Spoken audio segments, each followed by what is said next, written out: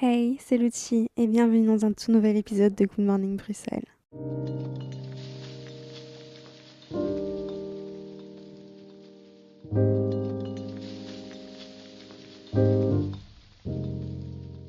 Pour l'épisode de cette semaine, comme toutes les semaines, je me demande, je suis prête à parler de quoi? Qu'est-ce qui est fait dans ma vie et qui est prêt à être compris et publié? Et du coup, j'étais là dans ma cuisine, je me disais, ok, qu'est-ce que j'ai accompli? Et franchement, rien. Je me disais, j'ai rien accompli. J'ai plein de... C'est comme si j'étais un navigateur internet qui a plein de pages ouvertes ou plein de stories en cours d'importation, plein de dossiers à transférer sur WeTransfer, mais qui sont en cours d'envoi, vous voyez. Il y en a qui sont à 10%, d'autres à 90%. Par exemple, me sentir bien dans mon corps, finir la décoration de mon appart. Il y en a 1 million, je pourrais pas vous les citer, mais vous comprenez ce que je veux dire. Et du coup, il y en a pas un logiciel, un dossier qui est archivé, complété et fait. Et ça fait longtemps que j'attends d'être à ce moment-là. Et je me suis dit, ça y est, ça c'est fait. C'est comment s'en foutre de ce que les gens pensent. Je suis arrivée à un moment de ma vie où je m'en fous de ce que les gens pensent. Et ça, oh my god, j'attends ce moment depuis longtemps. Et du coup, je me suis dit que j'allais en parler aujourd'hui. Ça y est, je peux en parler. Il s'est passé d'autres choses depuis. Donc, de base, l'épisode devait s'appeler Comment s'en foutre, pour l'interrogation. Mais j'ai changé d'avis parce que la réponse n'est pas ça. La réponse, c'est le titre de l'épisode. Vous allez comprendre après. Il y a d'autres choses qui se passent en parallèle. Après, je vous fais les petites updates de ma vie parce qu'il se passe... Il se passe beaucoup de choses. J'arrête pas de dire il se passe. Euh, En même temps, voilà, j'ai mon idée d'épisode, mais en même temps, il se passe d'autres choses dans ma tête. Il se passe. Ça fait des années, enfin depuis toujours je crois, mais ça fait peut-être des années que je comprends les signes, enfin que j'essaie de les comprendre, que quand je vois quelque chose qui attire mon attention, par exemple quand il est 11h11, ou quand je vois un arc-en-ciel, ou quand je vois plein de pluie sur mon visage, ou quand je regarde un film qui me procure beaucoup d'émotions, de sensations, ou quand je suis dans une relation qui me fait comprendre des choses. Chaque fois que j'ai un genre de signal, je me dis quel est le message? Qu'est-ce que je dois comprendre de ça? Donc je vois 11h11 sur mon test, je me dis qu'est-ce que je dois comprendre comme beaucoup de gens. Et les messages, depuis longtemps, étaient, enfin, pour vous expliquer un peu le parcours de mes messages qui me viennent de je ne sais où, je pense que c'est mon instinct, mais bon, je sais pas. C'est, donc on va dire il y a 3 ans, c'était arrête de boire, déménage, arrête de fumer, fais un podcast, fais ça, fais ça, fais ça, fais du sport, prends soin de toi, voilà. 1 million de trucs. Et chaque fois, j'essaye de le faire et de le respecter. Et du coup, j'ai fait tout ça, tout ce travail. Je me dis, oh my god, encore ça, je dois encore faire ça, encore faire ça. Et depuis quelques mois, le message c'est, et ça j'étais trop contente quand je l'avais acheté en mode, oh yeah, j'y suis, oh my god, c'est, t'es sur la bonne voie. Quand je voyais ces moments de vie, je me disais, t'es sur la bonne voie et ça faisait trop du bien. Sauf qu'un nouveau message est apparu depuis quelques semaines qui m'a... Je me suis beaucoup questionnée parce que je me suis dit, mais qu'est-ce qui m'arrive? Et le message, c'était... Franchement, et le message, en plus, il arrivait tout le temps. Quand je me brossais les dents, quand je marchais, il était tout le temps là, au-dessus de ma tête. Je me disais, oh my god, mais qu'est-ce que je dois comprendre? Et c'était, sois humble. Chaque fois qu'il se passait quelque chose, je me disais, sois humble. Et j'arrivais pas à comprendre parce que je me disais, mais qu'est-ce qui m'arrive? Je vous jure, j'étais là, mais est-ce que je suis une personne égocentrique? Est-ce que je suis narcissique? Est-ce que je me prends pour quelqu'un d'autre? Qu'est-ce qui m'arrive? Parce que j'avais pas l'impression, mais en fait, si j'avais ce message, c'est que quand même un peu sûrement. Et du coup, j'ai réfléchi et en fait, oui. Donc, on va en parler aujourd'hui dans l'épisode. Petite update avant de commencer de rentrer dans le vif du sujet. Il y aura plus un épisode tous les mercredis matins. Il y aura des épisodes encore souvent, mais je ne sais quand. Je ne sais vous dire. Parce que j'ai compris que j'étais pas une personne qui savait respecter des horaires. J'ai jamais été ce genre de personne. J'ai toujours détesté l'école. J'ai toujours détesté l'école pour ça. Je me déteste pour ça quand je le fais, parce que j'ai cette idée depuis toujours, je pense, de gens qui disent je travaille uniquement bien sous la pression, j'ai besoin d'avoir une deadline. Pour réussir, il faut sortir des bus toutes les semaines, il faut qu'il y ait un horaire, il faut qu'on soit euh, fréquent, constant. Et en fait, ça marche pas sur moi et à chaque fois, ça me fait péter un câble, vraiment. Et du coup, ça. En fait, je deviens dingue. J'ai déjà eu ça avec les bijoux, j'ai déjà eu ça avec moi-même, j'ai déjà eu ça maintenant avec le podcast. Parce que j'arrive pas et je me sens beaucoup plus libre quand j'ai pas d'horaire et je déteste. en fait créer un rendez-vous qui après me forcera à devoir vous envoyer un message, vous comprenez, genre que je mette un post ou quoi, et dire je peux pas parce que je dis ça, ou je me sens pas bien, ou chic.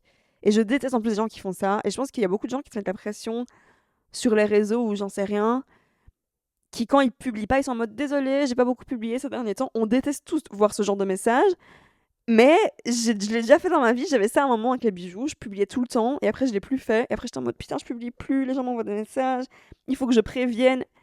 Mais en fait, je déteste ça, je déteste cette pression. Du coup, voilà, il y aura plus d'épisodes tous les mercredis et je préfère ça pour moi, pour vous, parce qu'en fait, la magie de Spotify, c'est que vous pouvez l'écouter quand vous voulez. Si vous voulez l'écouter direct, vous pouvez. Si vous voulez l'écouter jeudi à 11h34, vous pouvez.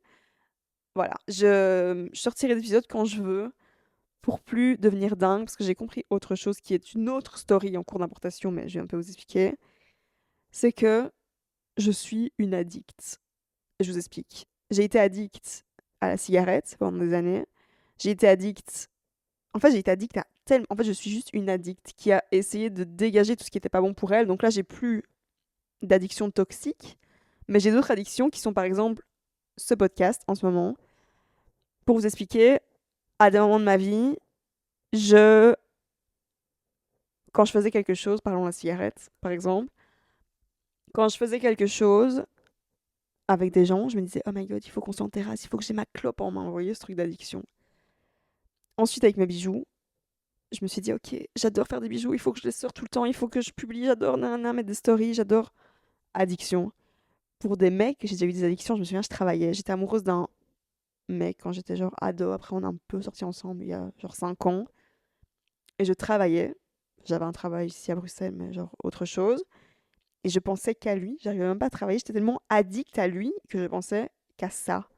En fait, je pense que j'ai un truc en moi qui est, je suis une addict de tout ce que je fais. Et là, en ce moment, le grand problème, et c'est le sujet de cet épisode, c'est que je suis devenue addict à mon podcast. Et ce qui est directement, ça veut dire que je suis addict à moi-même parce que c'est moi qui parle.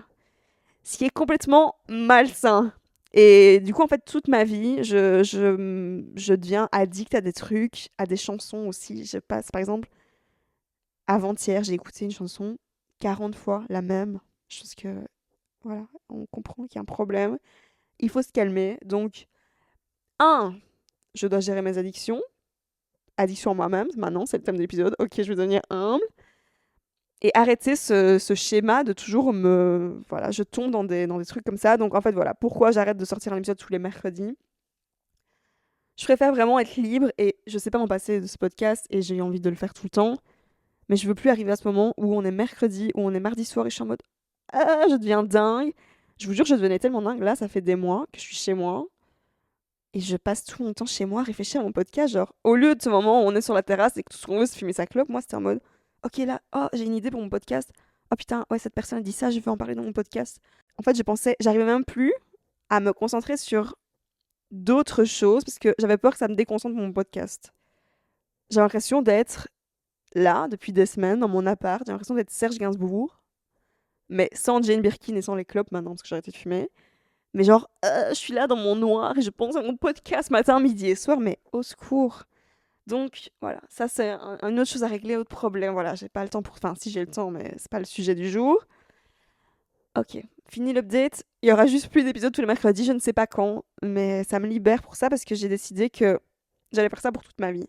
Que ça soit pour moi-même. En fait, je me sens plus libre et je veux plus jamais arriver à ce moment où je dois me justifier de mes comportements parce que je déteste ça et tout le monde déteste ça. Personne n'aime bien avoir une story de Selena Gomez qui dit désolée, je prends un break des réseaux sociaux en ce moment.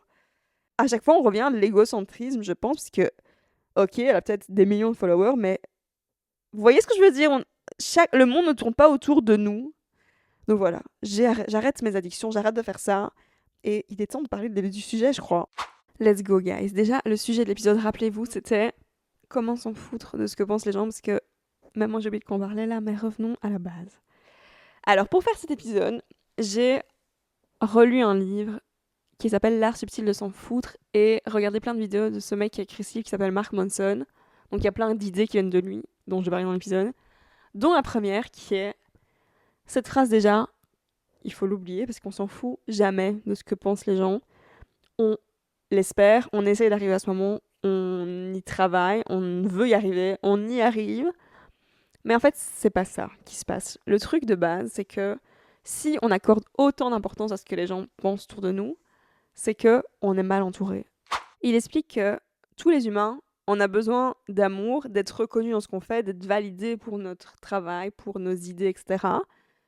Et du coup, on s'en fout jamais vraiment. Le problème, c'est que, en fait, on a une peur en nous d'être rejeté socialement parce qu'elle vient d'il y a des années, je sais pas combien d'années, mais avant que Internet existe, avant que la lumière existe, avant qu'on ait tout ce qu'on est aujourd'hui, les humains, pour vivre, ils avaient besoin d'être en groupe. Et s'il y en avait un qui se retrouvait genre dans la nature ou tout seul dans une forêt ou j'en sais rien, ben il mourait. S'il perdait sa troupe, il mourrait. Donc on a cette peur en nous qui est là. Elle est là pour tout le monde. Et on se dit, ok, si on se retrouve seul, on va mourir. Sauf qu'on a la chance aujourd'hui de jamais être seul parce que peu importe où on est, déjà, si vous êtes entouré de personnes qui se foutent de votre gueule, c'est que clairement il y a un problème. Et de deux, si votre truc dans la vie c'est de élever des chiens, je sais pas parce que j'ai mon chien en face de moi, il y aura toujours des gens sur Terre qui vont adorer élever des chiens. Donc il y aura toujours des groupes auxquels vous pourrez vous attribuer, enfin vous coller, vous voyez ce que je veux dire, genre vous pouvez toujours trouver un groupe qui comprend ce que vous faites. Donc c'est ça le but en fait, de trouver des gens qui vous ressemblent pour plus avoir cette peur qui est là. Moi, j'ai un exemple concret, j'ai pas cité des millions d'exemples, j'ai déjà cité des exemples dans ce podcast, mais avant de faire un podcast, avant de faire tout ce que je fais ou j'en sais rien, ma passion numéro 1 dans la vie, c'était chanter. Ça l'est toujours, j'adore la musique, c'est ça que j'aime. Et quand j'avais genre 15 ans, je sais plus, j'ai mis une vidéo de moi sur internet qui chantait avec une guitare. Et je vous jure, avant de publier cette vidéo, j'ai jamais eu aussi peur de ma vie. C'était comme si j'allais sauter d'un immeuble de 1 milliard d'étages. Je tremblais avant de poster la vidéo, j'avais super peur. Je me montrais à tous mes amis qui me connaissaient parce que personne ne savait vraiment. Enfin, je disais, ouais, j'aime bien chanter et tout, mais je faisais un peu genre. Mais je l'avais jamais mis sur internet. Et je me souviens que c'était vraiment une énorme étape pour moi de faire ça. Et quand j'ai publié cette vidéo, tout le monde s'est foutu de ma gueule. Franchement, j'ai jamais eu autant de commentaires sur une vidéo. Tout le monde s'est foutu de ma gueule, genre MDR, Bon Jovi, blablabla. Voilà, il y a 1000 commentaires. Et en fait, à cause de ça, et c'est ce qui se passe, je pense, pour beaucoup de gens, je suis rentrée dans une phase d'autodestruction pendant des années. Parce que moi, en tant qu'être humain qui veut être accepté, je me suis dit, ok, ce qui marche, là, j'ai eu 60 commentaires, donc ce qui marche, c'est que les gens se foutent de ma gueule. Donc, ok, je me fous de ma gueule. Et pendant des années, je me suis foutue de ma propre gueule, c'est-à-dire que je prenais pas du tout, enfin, je respectais pas du tout ce que je faisais, je buvais, je faisais n'importe quoi. Et je rigolais, je prenais tout un peu avec sarcasme aussi dans la vie. J'étais en mode MDR, ouais, je fais de la musique, mais trop marrant. Ou ouais, je t'aime, en fait, non, je te déteste, MDR. J'arrivais pas à prendre quelque chose au sérieux parce que je pensais que ce qui allait me faire me sentir aimée, c'était de me foutre de la gueule. De moi et de tout ce qui avait de l'importance pour moi dans ma vie. Ce qui est horrible et complètement auto-sabotage, destruction, tout ce que vous voulez. Du coup, étape numéro 1, pour arriver à ce stade où on se dit ok, je m'en fous là de ce que pensent les gens et ça y est, je suis fière de moi vraiment et je suis partie de ces vieux trucs d'autodestruction, c'est faire de l'espace, de la place dans votre vie, dans vos relations, dans tout. C'est-à-dire supprimer tous les objets, enfin jeter, donner tous les objets qui traînent, faire pareil pour toutes les personnes qui traînent, tout votre passé qui traîne, parce qu'en fait ça va vous ralentir. Pour parler de ça, j'ai pensé vraiment à l'espace qu'on avait en nous et autour de nous. Et du coup, l'espace, ça veut dire avoir de l'air. Donc, pour respirer, clairement, il faut avoir de l'air. Pour qu'une roue roule, il faut qu'il y ait de l'air dedans. Pour qu'un ballon vole, il faut qu'il y ait de l'air dedans. Pour qu'une bouée flotte, il faut qu'il y ait de l'air dedans. Donc, sans cette notion d'air, on sait ni nager, ni flotter, ni rouler, ni avancer, clairement. Et si on pense à tous les poids qu'on garde avec nous, ben, ça nous ralentit, mais genre fois 1000. J'ai pensé à une épreuve de koh. Dans koh, quand ils doivent nager, ceux qui ont une pénalité, ils ont des poids aux pieds. Et ceux qui ont des poids aux pieds vont beaucoup moins vite que ceux qui n'en ont pas. Voilà, vous comprenez ce que je veux dire. Plus on garde avec nous le passé, plus on aura des poids qui vont nous faire ou rester en place ou rester dans le fond. Donc, retirer tous ces poids et ça fait un bien fou. Je pense que je vais faire, enfin, je sais pas si je vais faire un épisode, je pense là-dessus, mais oui, je vais quand même en parler un peu aujourd'hui, mais j'ai supprimé toute ma vie. Ça fait des semaines que je me dis, je me sens vide, je sens que j'ai de l'air, j'ai de l'espace en fait pour autoriser à rentrer de nouvelles choses. J'ai de l'espace pour pouvoir avancer beaucoup plus vite dans la vie. Et j'ai de l'espace vraiment dans ma vie. Tout ce que j'aime plus, même par exemple des vêtements que j'ai achetés il y a 3 mois et que j'aime, quand je les vois maintenant, je me dis, ils m'apportent plus de sensation de plaisir, je les donne ou je les vends. Et j'ai vraiment 25 pièces de vêtements. J'ai ce qu'il me faut pour manger, j'ai ce qu'il me faut chez moi. Des livres que j'aime plus, je les donne. C'est valable pour les objets, pour la vie en général, et je me sens beaucoup plus tranquille et je me dis que là, j'ai qu'à prendre ma valise et ce qu'il faut dedans, et je peux aller où je veux, comme je veux, sans avoir 1000 poids sur moi. Donc voilà, faire de l'espace, le vide, de l'air pour pouvoir respirer à nouveau et sortir de l'eau. Étape numéro 2, c'est apprendre à s'aimer. C'est pas vraiment des étapes, toujours c'est un peu en parallèle. Tout ça a été fait en même temps, j'ai en même temps éliminé le passé, en même temps appris à m'aimer. Je me souviens quand j'étais voir ma psy la première fois, le truc que j'avais, c'était que j'avais peur de briller. Et je me souviens qu'à l'époque, quand elle me disait ça, c'était inconcevable pour moi de sortir de ce truc parce que je voyais pas le bout, je me voyais pas le jour où j'allais oser vraiment me montrer comme un peu je le fais aujourd'hui. Parce que j'ai toujours eu cette peur en moi de déranger, peur d'être chiante, je vous en ai déjà parlé, peur de briller. J'ai toujours quand même quelques peurs en moi, mais j'ai compris un peu en faisant cet épisode ce qui se passait. Donc, pour sortir de ça, apprendre à s'aimer, ce qu'on peut faire, c'est du coup aller voir une psy, demander de l'aide, se donner de l'amour. Ce que je fais quand je mets de la crème, par exemple, je me dis que je m'aime, j'investis de l'argent, j'investis du temps dans mon bien-être. C'est vraiment primordial pour moi, ça l'a été pour pouvoir arriver à ce moment aujourd'hui, mais je pense que ça sera valable pour toute ma vie. Enfin, je suis sûre que je suis obligée de le faire toute ma vie, ça. Me donner de l'amour maternel, paternel, comme si j'étais mon propre enfant. Nous sommes nos propres mères, comme dirait Corneille. Voilà, tout ça, c'est un truc à faire pour sortir de la noyade et pour aussi continuer à se nourrir d'amour toute sa vie. Autre moment dans le parcours, dans le chemin parcouru, je vais vous raconter une histoire qui est utile pour cet épisode et qui est trop belle. J'ai trop envie de vous la raconter, donc c'est le moment. Il y a quelques mois, j'étais sous un arbre. Je vous mets quand même en situation. J'étais dans un parc sous un arbre et j'écoutais un podcast. C'était celui d'Emma Chamberlain et c'était un épisode où elle parle de sa marque de café. Elle a une marque de café, donc elle a fait un épisode pour parler de son business et du coup forcément en écoutant son épisode, je faisais des liens avec mon business, donc ma marque de bijoux. Et donc j'étais là, sous cet arbre, à écouter son épisode.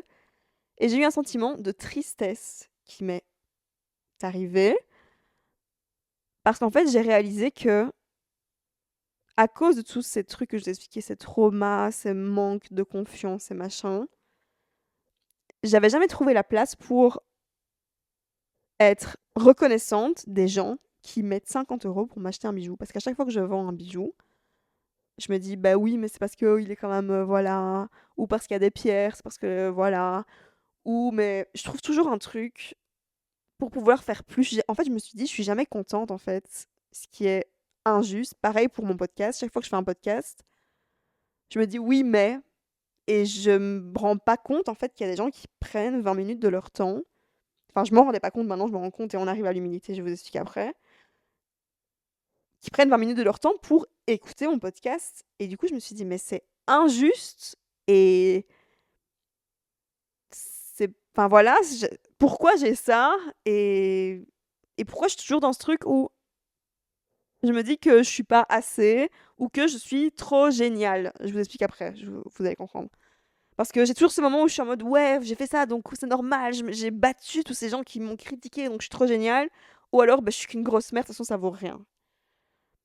L'histoire n'est pas terminée, donc je suis sous cet arbre, je comprends tout ça et tout, et je suis un peu en mood triste. Je me dis, bah, franchement, il est temps que je m'en rende compte, et merci, je m'en rends compte maintenant. Et je regarde au-dessus de moi, et dans l'arbre, il y avait un bracelet en pierre. Et là, j'étais en mode, waouh, c'est un truc de fou, je vous jure, là, C'était fou. Voilà. Je me suis dit: «OK, là, quel est le message? Là, il y a clairement quelque chose qui se passe, c'est pas une coïncidence, c'est trop beau, j'ai eu un sentiment en même temps de tristesse juste avant et là de gratitude fois 1000, vraiment un mélange d'amour profond et de comment j'ai pas compris tout ça pendant des années. Et du coup, ce bracelet, je le prends. Il était en jaspe. La jaspe, c'est une pierre pour l'estime de soi. Donc là, évidemment, je prends ce bracelet, je rentre chez moi dans un mood inexplicable. Je suis là, OK. J'ai toujours pas compris le message. J'accepte la situation sans vraiment trouver de réponse. J'ai la réponse cette semaine. Les 2 messages que j'avais au-dessus de ma tête, celui soit humble, matin, midi et soir, et celui-là, en fait, depuis des années, j'ai l'impression d'utiliser que des termes un peu psychologiques depuis des semaines, mais c'est hyper bien pour comprendre. En tout cas, ça m'aide à comprendre, donc c'est ce que je fais. Dans un syndrome de l'imposteur. J'ai entendu ce syndrome 1 milliard de fois chez des gens, mais je pensais pas en être victime, donc je vais vous expliquer un peu ce que c'est. Le syndrome de l'imposteur, on appelle ça aussi syndrome de l'autodidacte. Les gens qui ont ça expriment une forme de doute maladif qui consiste à nier la propriété de tout accomplissement personnel. Ils rejettent tout le mérite de leur travail et ils attribuent leur mérite, leur accomplissement à des situations extérieures, par exemple la chance, leurs relations, des circonstances particulières, etc. Certaines personnes atteintes de ça peuvent aller jusqu'à se percevoir comme une sorte d'escroc qui abuse des gens, de leurs collègues, de leurs amis, de leur famille, de leurs clients, et être démasqué un jour. Il est fréquent chez les personnes connaissant une ascension sociale, mais qui ont été ou demeurent victimes de mépris de classe. On comprend ensemble que c'est exactement ce qui m'est arrivé, parce que, comme je l'ai expliqué dans d'autres épisodes, et ça fait lien aussi avec le burn-out que j'ai fait cette semaine, avec mes horaires que je me suis fixés et vouloir toujours prouver que je pouvais faire des trucs. Enfin, j'ai toujours détesté l'école. J'ai toujours été une mauvaise élève à l'école. Pas toujours, parce qu'en primaire, j'étais quand même bonne, mais après, j'ai été un peu genre rebelle complète et j'ai même été renvoyée parce que j'arrivais trop en retard. Enfin, j'étais pas du tout l'élève modèle. Du coup, je me sentais conne à ce moment-là. Puis après, quand j'ai commencé à faire des projets pour moi, j'ai pu comprendre que j'étais pas vraiment conne parce que j'arrivais à faire des trucs comme ce podcast, etc. Mais en fait, j'arrivais pas à me placer quelque part là-dedans parce que je me disais, mais est-ce que je suis conne ou intelligente? Je savais pas où me mettre. Ça arrive beaucoup à des enfants aussi qui, à l'école, ils sont mauvais élèves, à la maison, on leur dit qu'ils sont hyper intelligents, leur famille leur dit qu'ils sont intelligents. En fait, tu sais pas où te mettre. Et c'est ce qui m'arrive en fait depuis des années, je savais pas où me mettre. Ça arrive aussi à des gens qui viennent d'un environnement un peu, qui change un peu, de gens qui ont pas de diplôme. Voilà, tous ces gens qui ne trouvent, en fait, ça vient de l'école et je vous jure, j'ai vraiment un problème avec l'école. J'ai jamais rien appris à l'école, honnêtement. J'ai tout appris toute seule, donc je suis autodidacte. J'ai tout appris, tout ce que je fais dans le podcast, tout ce que je fais pour mes bijoux. Beaucoup de gens vont me demander, t'as appris ça où, t'as fait comment et tout. J'ai tout appris sur Internet. Donc, forcément, je me sens escroc depuis des années, alors qu'en fait, non, c'est fini. Voilà, je suis trop contente de me dire que c'est fini ce moment où je peux arriver à juste estimer ma valeur personnelle, arrêter de me sentir coupable ou vouloir toujours faire plus tout le temps. Et c'est ce qui s'est passé clairement cette semaine parce que vu que je suis une escroc et que je mérite pas ce que je fais, je me suis imposé des horaires, ce qui est exactement ce que je déteste. J'étais dans un doute maladif et le mot maladif est important parce que c'était vraiment ça. Chaque fois que je fais quelque chose, je me mets une pression toute seule à vouloir sortir un épisode, vouloir faire. À un moment, si j'étais obsédée par les vidéos, il fallait que je fasse une vidéo par jour, il fallait que je fasse ça, ça, ça, ça, ça. Il faut que je fasse un bijou par jour, il faut que je fasse un nouveau truc, il faut que je montre que j'ai une régularité. Je suis juste pas comme ça. Je l'ai jamais été, je le serai jamais, donc je peux pas faire ça. Et je pense que c'est un peu le syndrome, du coup, de l'autodidacte, parce que je fais ce qui me semble bon au moment, bienvenu. Voilà, j'ai compris, ça fait plaisir, ça fait du bien. Je sais plus où j'en étais, franchement, qui se souvient de quoi je parle dans cet épisode? J'en ai aucune idée. J'ai fait une petite pause, j'ai fait un café et j'ai mangé un bout de pain. J'ai toujours l'impression d'être Serge Gainsbourg, mais c'était un bout de pain que j'avais en main. Je fais une petite interlude avant de reprendre la suite logique de cet épisode. pour parler de la peur de briller et de l'égocentrisme, parce que j'ai pensé à quelque chose. J'avais vu une vidéo qui disait que les gens qui ont peur de briller, peur de déranger, comme je vous ai expliqué la peur que j'ai depuis toujours, et se termine aujourd'hui, en fait, ça cachait de l'égocentrisme, parce que ça voudrait dire que, par exemple, prenons l'exemple de quelqu'un qui n'ose pas danser sur une piste et qui n'ose pas se montrer. Ça voudrait dire qu'en fait, il croit que tout le monde le regarde. Je laisse un silence pour que tout le monde comprenne. En fait, personne le regarde et du coup, ça veut dire qu'il est complètement égocentrique, qu'il pense que le monde tourne autour de lui. Moi, quand j'ai peur que mon épisode soit trop long, je pense que tout le monde écoute tous mes épisodes tout le temps et que tout va se passer autour de moi. Quand Selena Gomez met un post sur Instagram, elle pense que le monde tourne autour d'elle, que tout le monde va mourir parce qu'elle va mettre des posts sur Instagram. Voilà, on comprend ensemble. Fin de l'interlude, je reprends mon épisode. Il y a une autre histoire que j'ai envie de vous raconter qui est de Mark Manson. J'ai vu ça dans une de ses vidéos par rapport à comment s'en foutre de ce que les gens pensent. Il dit, imaginez que vous êtes dans la rue et que une maison brûle en face de vous. Et il y a plein d'autres gens avec vous dans la rue. Sauf que vous êtes le seul à voir que dans cette maison, il y a encore un enfant. Les pompiers sont venus, tout le monde est censé être sauvé, mais vous voyez qu'il y a un enfant qui est en train de brûler dans les flammes. Du coup, vous dites il faut sauver cet enfant, les pompiers au secours, à l'aide, allez-y. Mais personne vous croit, tout le monde dit non, vous dites il faut que j'y aille. Mais personne vous croit, tout le monde dit non, fais pas ça, t'es fou ou quoi, non, il n'y a pas d'enfant, t'as rêvé, laisse tomber. Sauf que vous voyez cet enfant. Donc il explique que c'est pareil avec les projets de vie, ce qu'on aime dans la vie, ce qu'on veut accomplir. Si vous êtes sûr au fond de vous que vous devez faire ça, que vous devez sauver cet enfant, votre propre enfant, des flammes, peu importe les gens qui seront autour et qui vous diront de ne pas le faire, donc ceux qui parlent autour, le mauvais environnement, les critiques, le mépris scolaire, tout ce qu'on veut, peu importe ce qu'on dira, si vous savez que vous devez le faire, vous devez le faire. Voilà l'histoire. Tout ça pour arriver à la fin de cet épisode, où je comprends qu'en fait, pour arriver à la place où on se dit qu'on est dans l'estime de soi, l'humilité et le moment présent, c'est un peu un mélange de tout ça. Par exemple, le moment présent, j'essaie vraiment de faire ça à fond en ce moment, pour plus être prisonnière de mon passé ou de mon futur. Avant, quand j'enregistrais un épisode, je me disais il faut que mon chien dorme, il faut qu'elle soit épuisée parce qu'elle est imprévisible et qu'elle fait souvent des conneries et qu'elle m'interrompt dans mon épisode. Mais là, je me dis juste ok, là j'ai envie d'enregistrer, j'enregistre et voyons ce qui se passe. Ou aussi, je me dis ben évidemment que si j'avais... En fait, j'ai eu peur au moment où je me suis plus mis d'horaire parce que entre ne pas se mettre d'horaire et être perfectionniste, je savais pas où me placer parce que je me disais mais en fait si je me mets pas d'horaire, je vais toujours vouloir sortir un épisode parfait parce que j'aurai pas d'horaire, donc j'aurai pas l'obligation de sortir un épisode, alors qu'en fait non. La réponse c'est le moment présent et je fais ce qui est bon dans mon moment, là, aujourd'hui. J'avais vu une vidéo de Michael Jordan qui explique ça. En fait, il explique que sa force, c'est vraiment le moment présent. Il se dit pas je vais faire un tir que je pourrais potentiellement rater parce qu'il peut pas le savoir, ou alors il se dit pas oh hier j'ai raté mon tir donc aujourd'hui je vais le rater, et c'est ce qui fait pourquoi il est si fort, parce que quand il tire un panier, il est dans le moment. On voit la vidéo, il écoute de la musique avant son entraînement, il est juste dans sa musique, après il tire son panier dans son tir. Voilà, et ça met bien. Ça me met bien là. Si je pense à mon épisode de la semaine passée, je pourrais me dire ben franchement, là j'y repense, à la fin j'ai l'impression d'être un peu cheesy quand j'ai dit invisible string, non, un lien invisible, j'aurais pas dit ça aujourd'hui, mais c'était ce que je pensais la semaine passée, vous voyez. Donc c'est assez plaisant de se dire que ce qu'on fait sur le moment, par exemple je regarde Friends en ce moment, j'ai recommencé depuis le début, et j'avais oublié que dans le premier épisode, par exemple Carole, la meuf de Ross qui est devenue lesbienne, c'était même pas la vraie Carole d'après, ils ont changé d'actrice. Mais même dans une série, il y a des millions de dollars, un personnage a été changé, genre c'est pas la même actrice après 2 épisodes. Et moi je me prends la tête parce que mon générique a changé. Enfin, vous voyez ce que je veux dire? Tout le monde est dans le moment présent.